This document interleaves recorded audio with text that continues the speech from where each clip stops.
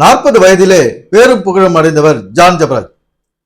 அனைவர் மனதிலும் அவர் சிறு பிள்ளைகளிலிருந்து பெரியவர் வரை உலகம் முழுவதும் இல்ல மக்களுக்கு, கிறிஸ்தவர்களுக்கு, அநேக மக்களுக்கு, கிறிஸ்தவர் அல்லாதவர்களுக்கும் அவர்களுடைய மனதிலும் இடம் பிடித்த ஒரு பேர் ஜான் ஜபராஜுக்கு இருக்கிறது.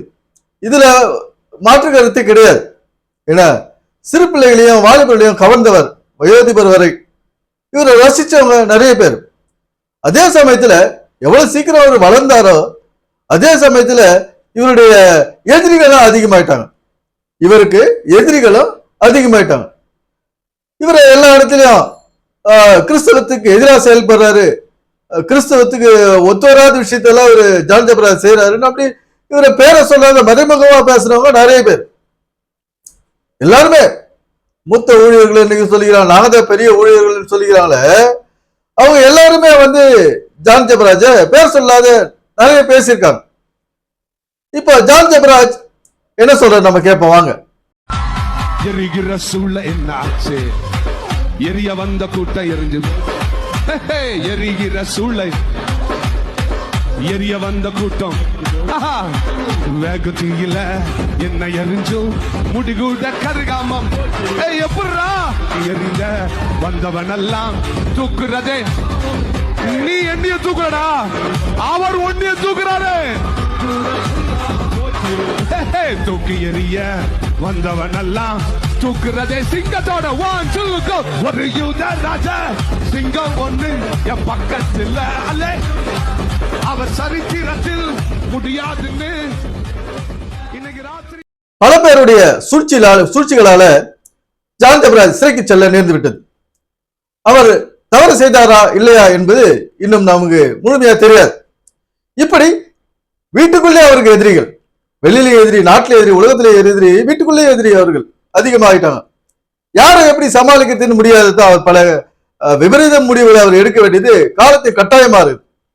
இப்ப ஜான் ஜபராஜ் சிறைக்கு சென்று ஜாமீன் பெற்று வெளியே வந்துட்டாரு. இருந்தாலும் இந்த இவர் மீது உள்ள வெறுப்புகள் பல பேருக்கு இன்னும் இருக்கதான் செய்யுது. யூதராஜ சிங்கம் அப்படின்னு சொல்லிட்டு ஜான் ஜபராஜ் சொல்றாரு. இங்க இவரை எப்படியெல்லாம் கேவலமா பேசுனாங்களோ அதெல்லாம் உங்களுக்கு இவரு அதெல்லாம் சமாளிச்சார். சின்ன வயசுலயே எப்படி இவரை ஏளனமா பேசுனாங்க, திட்டுனாங்க, கேவலமா பேசுனாங்க, இதெல்லாம் இவர் எப்படி சமாளிச்சாரு பாருங்க. அசால்ட்டா போடா வெண்ண சொல்றோம்ல, போடா வெண்ண, போடா பட்டரு, இப்படி எல்லாம் அவரு சமாளிச்சார். வேற வழி கிடையாது. ஜான் ஜபராஜ் சொல்லும் போது இவரெல்லாம் இப்படி எல்லாம் சொல்றாங்க நிறைய பேரு, அவர் தப்பா பேசுறாரு பெரியவில்லை அப்படின்னு. வேற வழி கிடையாது. ஏன்னா அவர் சைலண்டா இருந்துட்டு போலாம், இருந்தாலும் இப்படி எல்லாம் சொல்லி இருக்கிறாரு. ஏன்னா அதுல ஒண்ணும் தப்பு கிடையாது. அவரு பல பேர் பேசும்போது இவர் பேசக்கூடாது என்ன, அப்பதானே ஒரு சரியான ஒரு முடிவு வரும். ஏன்னா சரியான முடிவுக்காக இந்த கிறிஸ்தவ உலகம் காத்துனுக்குது. ஏகப்பட்ட குழப்பம், எல்லாத்திலையும் குழப்பம். மோகன்சிலாசன் சொல்றது சரியா, ஜான் ஜபராஜுடைய பாட்டு நடனமோ சரியா, இந்த கிறிஸ்துவ உலகத்துக்கு தேவையா அப்படின்றதுலாம் பல பேருக்கு கேள்விக்குறியாகி விட்டது. ஏன்னா அவருக்கு ஆலயங்கள்ல கிறிஸ்துவ பேர் சொல்லி, இயேசு பேரை சொல்லி இப்படி எல்லாம் நடனம் ஆடிக்கினேன், ஒரு செக்ஸி நடனம் அப்படி எல்லாம் ஆடிக்கினேன் சொல்லிட்டு வாலிபர்களை கெடுக்கிறார் அப்படின்னு நிறைய பேர் சொல்லிக்கினார். இங்க இவருக்கு எதிரிகள் அதிகமாகிட்டே வந்தாங்க. இந்த பழமைவாதிகள், வயதுல மூத்தவர்கள் இவருக்கு எதிரிகள். ஏன்னா இவங்க பழமைவாதிகள். இவங்க பழைய மூத்த ஊழியர்கள் பழமைவாதிகள். இவங்க பழசில வேலைக்காமா வாலிபர்களை கவர முடியல. இவங்களால வாலிபர்களை ஒரு நல்ல சிந்தனையோட இருக்க வைக்க முடியல. யாரு மோகன்சிலாசஸ் போல பிரசங்கம் பண்றாங்க. அந்த பிரசங்கங்கள்லாம், அந்த பைபிள் எழுகள்லாம் வாலிபர்கள ஒரு மனதில எந்தவித தாக்கமும் ஏற்படுத்தல. ஜான் ஜபராஜ் ஆடல் பாடல் பின்னால சிறு குழந்தைகளை ஓடுது.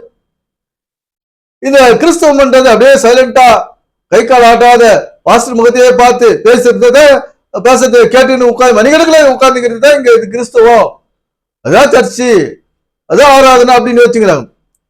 ஜான் ஜபராஜ் இப்படி எல்லாம் பண்ணதுனால பல பேருக்கு இவருக்கு ஆகாத போச்சு. ஏன்னா பெர்பாட் செய்த பாட்டு தான் நல்லா இருக்குது, விருப்பம் இவர் எழுதுலாம் அர்த்தமும் கிடையாது, ஒரு இதெல்லாம் எடுபடாது, சரி கிடையாது இந்த இவருடைய பாடல்கள் எல்லாம் அப்படின்னு மூத்த ஊழியர்களே நிறைய பேசியிருக்காங்க. இப்போ அதனால அவருக்கு வீட்டுக்குள்ளேயே பிரச்சனை வந்திருக்கும். ஏன்னா மூத்த ஊழியர்களை இவரை பேசுறதுனால அவர் வீட்டுக்குள்ள இருக்கிறவங்களுக்கு மனைவிக்கு ஏன்னா சில கோபங்கள் இருக்கும். ஏன்னா மூத்த ஊழியர்கள் வந்து மகர்ஷி போல மூத்த ஊழியர்கள் மக்களுடைய மனசுல பழமையை விதைச்சிட்டாங்க, பயனற்ற பழமையை விதைச்சிட்டாங்க.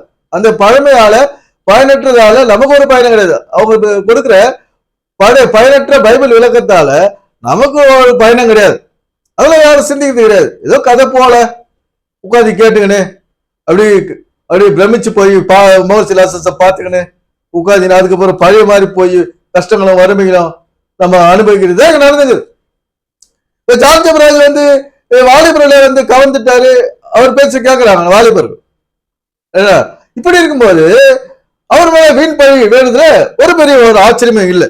ஏன்னா அவர் மேல பழியோ பாவத்தையோ அள்ளி போடுறாங்கன்னா அது ஒரு பெரிய ஆச்சரியமான விஷயமே கிடையாது. ஜான் ஜெபராஜ் ஜெயிலுக்கு போறது ஒரு ஆச்சரியமான விஷயமே கிடையாது. ஏன்னா எதிரிகளை அதிகமாயிட்டாங்க.